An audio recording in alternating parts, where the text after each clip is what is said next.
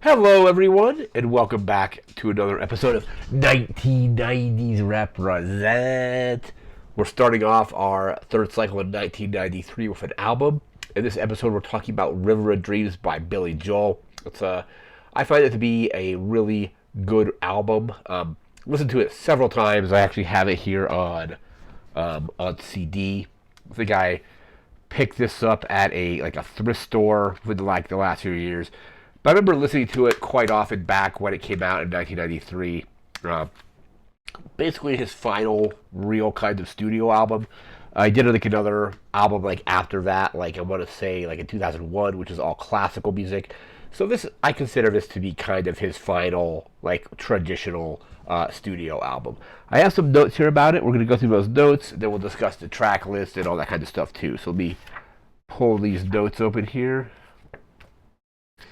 There we go, River of Dreams by Billy Joel. Let me just make sure I have the track list pulled up here. Actually just pull that up really quick and then we can get to that. There we go.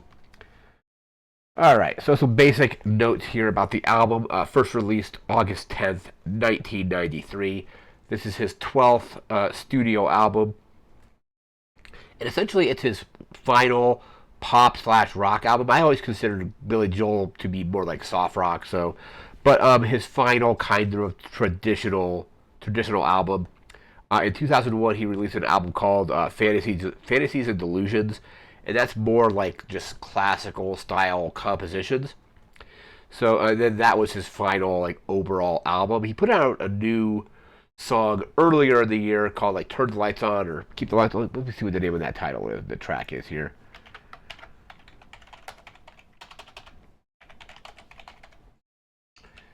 Yeah, Turn the Lights Back On is his newest track, and that came out, I want to say, yeah, earlier this year. That's his first, like, kind of, like, new track in a while. I think the previous one was, like, a Christmas song from, like, 2007 or something like that. But he put out that single earlier this year. It's pretty good. It's really worth checking out as well. Anyway, back to our notes. There was a more serious tone to this album. I think it also kind of has like a heavier sound. Like it starts off track one. We'll get to the track list in a moment, but it just starts off. It's a little bit heavier in like both like in tone and I think musically than a lot of his previous work. There's still some really good kind of like pop ballads on the album as well, or ballady kind of songs. But apparently there was a couple tracks that were written about I think Frank Weber, who was like I think like Billy Joel's like manager or maybe he was like an accountant. Let me actually bring up that information. Let me see here. Yeah, Frank Weber, who was basically his former manager and also an ex brother-in-law of Billy Joel's, who had embezzled millions upon millions of dollars from him, and he kind of hid all that kind of with like various like dubious kind of like accounting like techniques and things like that. So there are some songs that are in reference to that kind of stuff happening. Also, we have here the artwork on the album, which I really love. Like I think I'm actually gonna take the thing out of the jewel case here. You can kind of see it over to that side or that side of the screen. You got to point the other direction.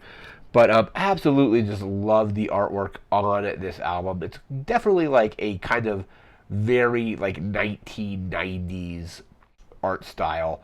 Like I think you would see this kind of art like at like art fairs and things like all over kind of in the 90s.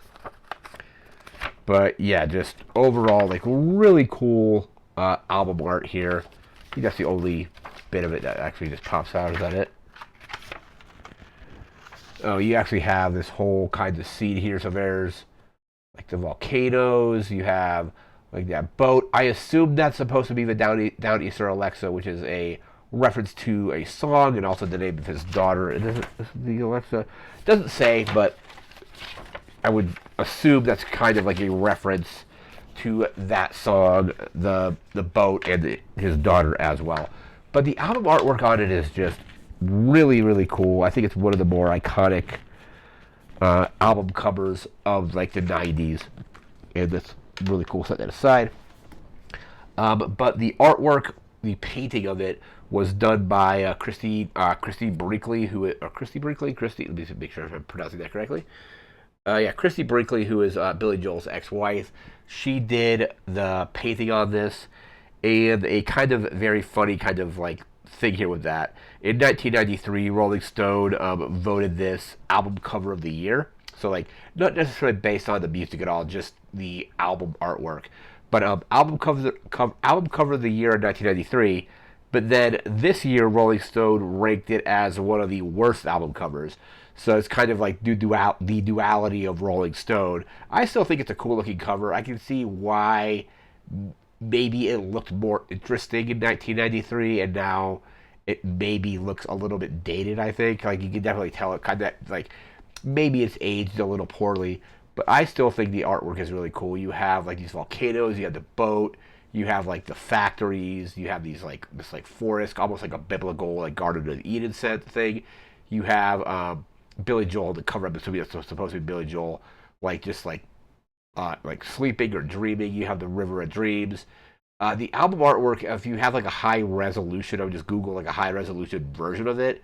There's just like a lot of really cool details in that artwork. So it's kind of funny that it was voted best album cover of the year when it came out, and then now, 93, like 2003, like 31 years later, it's now considered by Rolling Stone at least to be one of the worst album covers. But kind of again the duality of Rolling Stone, if you will. Billy Joel was kind of disappointed that none of the songs really became hits. I think like River of Dreams is the only one.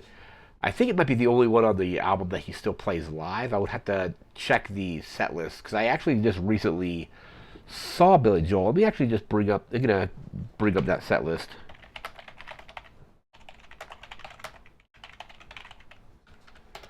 Because I think River of Dreams is the only one that he played. Yeah, here we go. The concert that I was at. And you can easily just pull up and it'll say you can go by album and it'll show you which album here, River of Dreams. Da, da, da, da, da. Yeah, only one track played off of it, and of course it's the River of Dreams, which is the title track on the album. There's a lot of really good songs on the album, though. It kind of is disappointing that it really didn't kind of catch on more, I guess. But I remember when the title track was kind of all over in 1993. I remember hearing that in 1993, well into 1994, on like just like on the radio and stuff. So the title track is definitely became a hit, but I don't think anything else really did. Billy Joel has a quote here about his disappointment about that. Let me pull that up here. Yeah, so in a 2018 interview with Vulture, he basically just said how he was kind of disappointed. Basically, it didn't get a lot of airplay, and it didn't have a lot of any singles that became hits. There was 5 or 4 singles off the album. Those are The River of Dreams, All About Soul, No Man's Land, and Lullaby, Good Night My Angel. Those are the singles, but didn't really anything really didn't do well beyond the title track. And he was saying, quote, the thing was, this is Billy Joel, so from 2018, he says, quote, the thing was, I put a lot of work into River of Dreams, and it was as it. Oh, sorry, I'm gonna start over. So it says, quote, the thing was, I put a lot of work into River of Dreams, and it was as if the business had left me behind because there are substantial songs on that album that never went anywhere. So I said, quote, what's the point of putting myself through writing and recording if it doesn't mean what it's supposed to mean out there in the world? And again, this was kind of like his last real studio, not real, but like his last kind of studio album in like the traditional kind of style of the stuff that he had, been releasing since the 70s. And then I said, did like a classical album in 2001. But this is kind of like the kind of end of him recording essentially like full on like rock and kind of pop, soft rock songs. So you can see why he would be like after certain songs didn't do well, he just decided to kind of like hang it up. I think the album's really good. It's not my favorite. My favorite is easily The Stranger, which is like a perfect album. You could basically hand that album off to somebody, tell them it's a greatest hits album, and they probably wouldn't know that it's just a studio album. But I was disappointed in the way it went. Was nominated for I think 4 Grammys and didn't win any of them. But in 1994, it was nominated for Album of the Year, and then the song "River of Dreams" was nominated for Song of the Year, Record of the Year, and Best Pop Vocal Male Song of the Year. Didn't win any of those, but it did get to number one on the Billboard 200. It ended 1993 at 23 out of that 200, which is still pretty good. There were some good reviews for the album. Let me bring them up.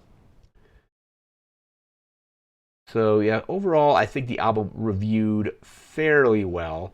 So we had, let's see here, Rolling Stone has it at a 4 out of 5. Entertainment Weekly has it at a, I think it's a 7 out of 12. Maybe is that? I don't know why they go off at 12 point or 10 out of 12. So basically an A from Entertainment Weekly. You have a B plus from Calgary Herald. All Music for some reason only has it at a 2 out of 5.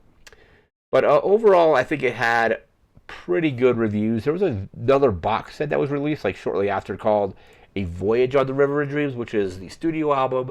I think it has like a live album, like a 6 track live CD, and then like a question and answer session that I think he did at like a college. Was it a college? I think. Let me see where it was. Question and answer recorded at Princeton University. I don't know if that Princeton University question and answer thing is on YouTube. I remember seeing something where he was at a college and he came in wearing like the Groucho Marx nose and glasses. And he's a pretty funny, like, if you like, I'll try to find it and link it in the description.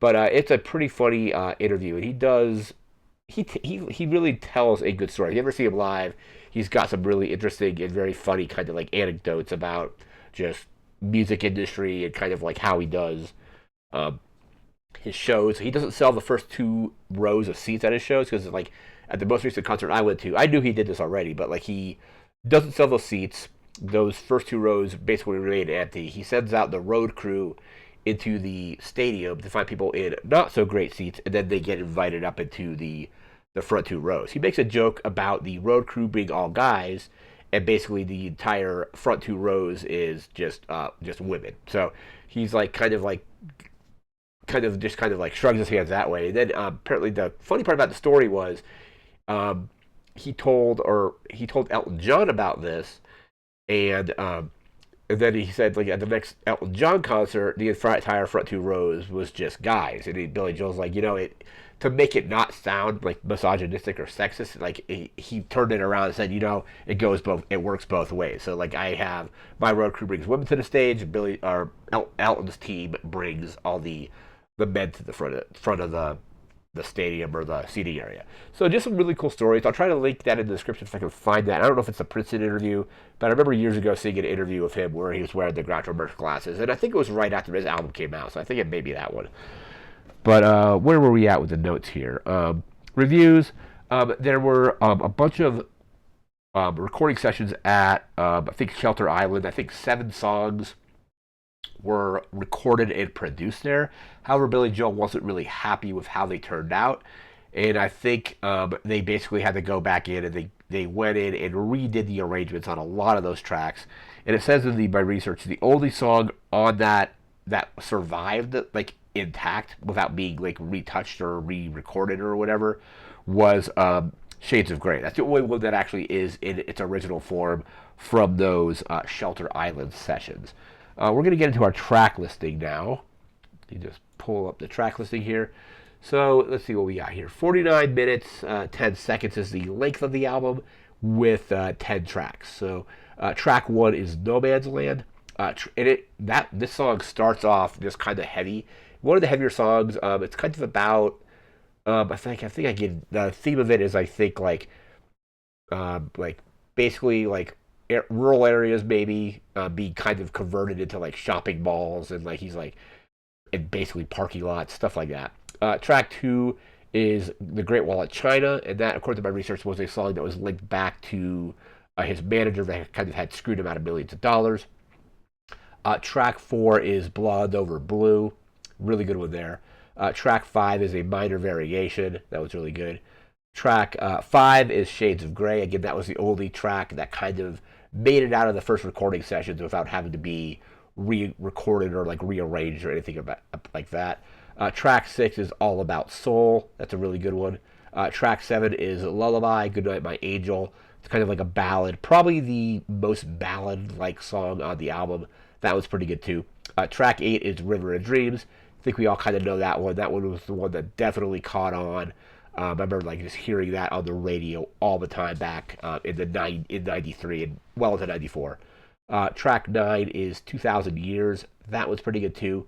And then track 10 is Famous Last Words. Probably my favorite track on the album.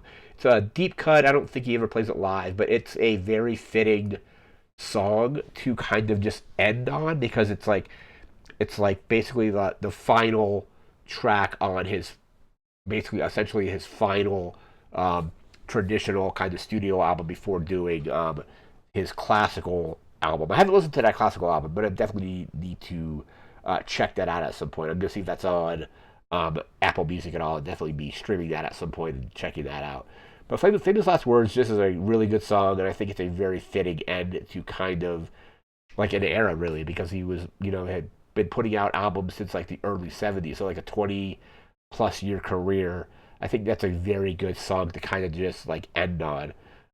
That's obviously not counting like the singles he's released, like the handful of singles that he's done. He still obviously performs live and does songs occasionally. Like he did a new song this year.